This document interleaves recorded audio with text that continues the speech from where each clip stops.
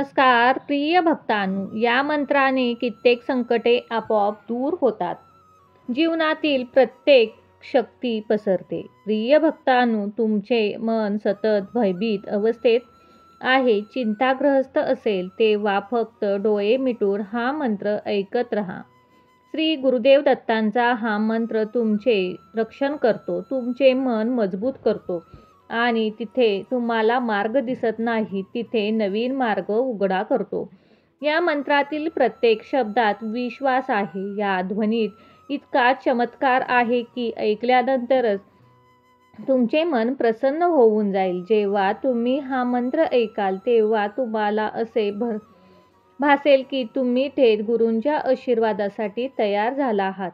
हा मंत्र म्हणजे सद्गुरूंची कृपा, आशीर्वाद, प्रसाद आहे. या ठिकाणी हा मंत्र चालतो त्या ठिकाणी काळोख पसरत नाही.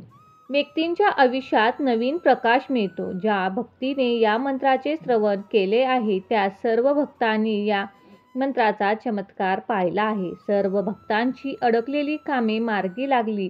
निराश मनात नवीन ऊर्जा निर्माण झाली. म्हणूनच मी सांगतो, दररोज सकाळी 20 मिनिटे श्रद्धेने तुम्ही हा मंत्र ऐकत राहा. हा मंत्र घरामध्ये लावून ठेवल्याने घरातून नकारात्मकता निघून जाईल. तुमचे घर प्रसन्न होईल. सर्व काही छान व यशस्वी केले तर श्री दत्तगुरूंचा आशीर्वाद केवळ शब्दांनी प्राप्त होत नाही तर तो मिळवावा लागतो. खोल अंतरात हा आवाज बसवावा लागतो. मग तेव्हाच आपल्याला आयुष्यात चमत्कार होण्यास सुरुवात होते. भक्तांनो, तुम्ही कधी असा विचार केला आहात का, तुमचे काम होता राहिले आहे. तुमच्या मनात नवीन इच्छा अपूर्ण राहिल्या आहेत. कोणते काम करण्यामध्ये तुमचे मन लागत नाही. तुम्हाला तुमच्या चारही बाजूनी आशेचा किरण दिसत नाही का? जर या सर्व गोष्टी तुमच्यासोबत घडत असतील तर या सर्व अडचणीतून बाहेर पडण्यासाठी आजच आम्ही तुमच्यासोबत हा मंत्र शेअर करत आहोत. या मंत्राच्या सातत्याने जप केल्याने तुम्हाला याचा चमत्कार पाहायला मिळेल व यासाठी आपल्या मनामध्ये विश्वास देखील हवा. देवावरती भक्ती हवी. जर तुम्ही भक्तीने हा व्हिडिओ पाहत असाल तर तुम्हाला या मंत्राचा चमत्कारिक अनुभव पाहायला मिळणार नाही. कारण जिथे दत्तगुरूंचे नाव घेतले जाते तिथे संकटे मागे फिरतात, शत्रू थांबतात आणि प्रारब्ध देखील बदलते. हा मंत्र म्हणजे दत्तगुरूंची कृपा आहे आणि तुमची जर श्रद्धा असेल तर आज हा मंत्र तुम्ही पूर्ण ऐका. हिंदू पुराणामध्ये हा मंत्र अत्यंत प्रभावी मानला गेला आहे आणि म्हणूनच हा मंत्र आज आम्ही तुमच्यासाठी घेऊन आलो आहोत. या मंत्रातून निघणारे प्रत्येक शब्द तुमच्या मनामध्ये सकारात्मक ऊर्जा निर्माण करतील. या मंत्रजपाने तुमचे अस्थिर झालेले मन शांत होईल. तुमच्या आयुष्यातील अनेक अडचणी आपोआप कमी होऊ जातील.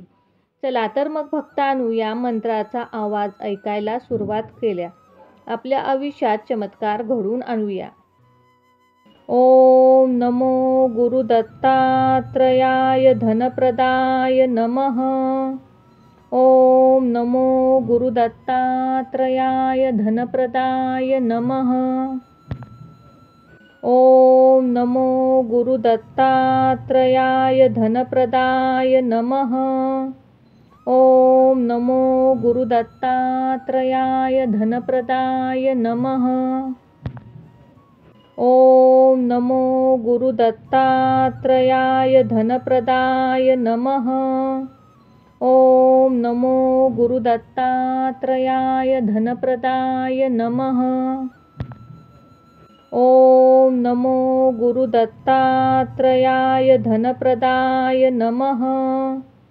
ओम नमो गुरुदत्तात्रयाय धनप्रदाय नमः. ओम नमो गुरुदत्तात्रयाय धनप्रदाय नमः. ओम नमो गुरुदत्तात्रयाय धनप्रदाय नमः. ओम नमो गुरुदत्तात्रयाय धनप्रदाय नमः. ओम नमो गुरुदत्तात्रयाय धनप्रदाय नमः.